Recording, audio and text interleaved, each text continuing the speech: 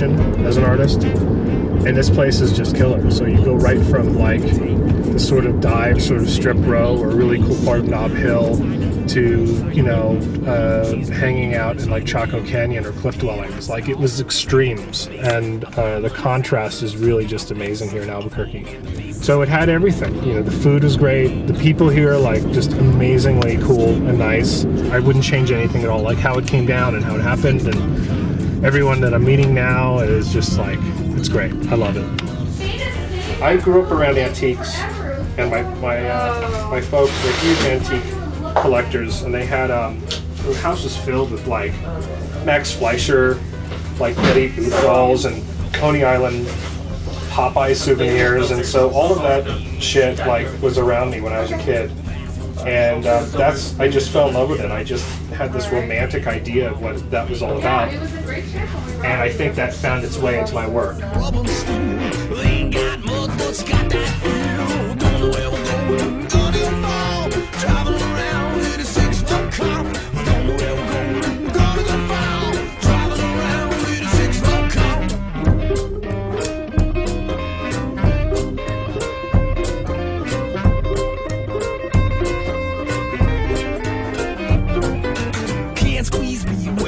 I feel my work sort of, if it were to come out of any era, it would come out of sort of almost a Depression era. So I went around looking for sort of found objects and old gears and cogs and old parts of ham radios, and I wanted to show sort of a crude sort of take on technology. And so in a way, as I started sort of combining these elements with the forms, it kind of took on almost a Frankenstein almost sort of aspect to the work.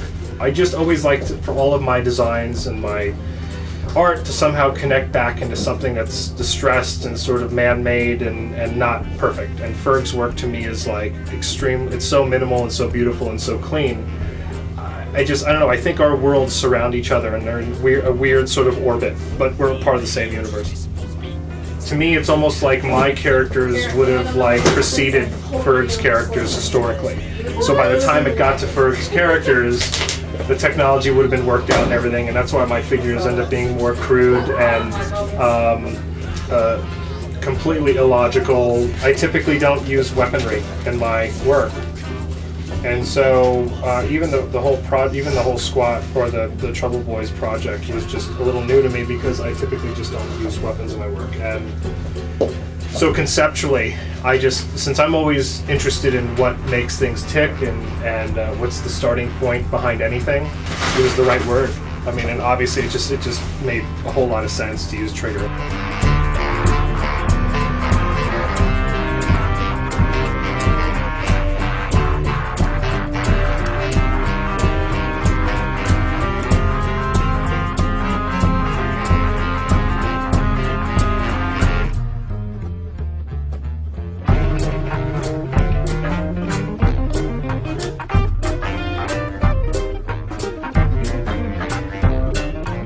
We had a very unique relationship when he was young and I was attempting to be a dad. And that is, we became friends. It went beyond the idea of, well, here's my advice and this is what you do. There are times when I took his advice as well, even though he was younger. And so what happened was, we would find ourselves constantly, what do we do together? We went to look for old books, and we went to look in antique stores, and we went to Little Tokyo and Monsters, and Monsters, and we talked about those are weekends.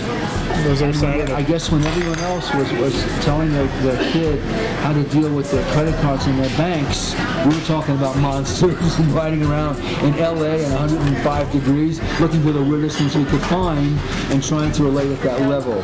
So I guess it was a really good thing, because the result is that he's extremely involved in what he does and happy with what he does. And what could you ask for more in his life than that, you know? Do you have an awesome story about Brandt as a kid?